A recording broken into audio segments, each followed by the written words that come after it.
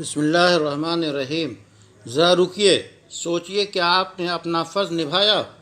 ایک ضروری کام کے لیے عراق مستور ایک سرکاری محکمے میں گیا۔ اتنے میں ایک ملازم نے مجھ سے بدسلوکی کا معاملہ کیا، لیکن اس نے معذرت بھی کر لی۔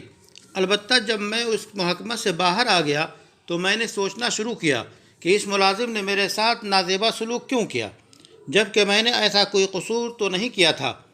جس کے جواب میں اس نے یہ حرکت کی۔ میں نے بہت کوشش کی، لیکن میرے سوال کا جواب مجھے نہ مل پایا۔ اتنے میں مجھے اس تابعی کا قصہ یاد آیا جن کی شان میں ایک عام آدمی نے گستاخی کی، اور جب ان کے کسی نیاز مند نے جواب دینا چاہا تو تابعی نے روک دیا اور فرمایا، چھوڑو، رہنے دو۔ پھر قبلہ رو ہوئے، آسمان کی طرف نگاہیں اٹھائیں اور التجا کرنے لگے، اے اللہ، میرے اس گناہ کو بخش دے جس کے باعث اس شخص کو میرے اوپر مسلط کیا گیا۔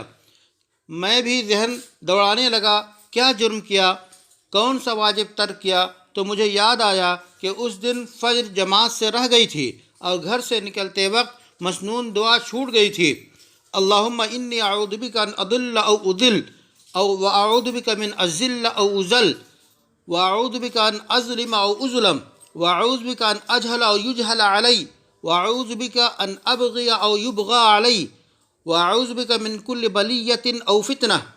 بار الہ، آپ کی پناہ مجھے گمراہ ہونے، گمراہ کرنے، ظلم کرنے، پھسلنے اور برائی پر مجبور کیے جانے، ظلم کا شکار ہونے، جہالت کرنے، جہالت کے حملے سے بچا۔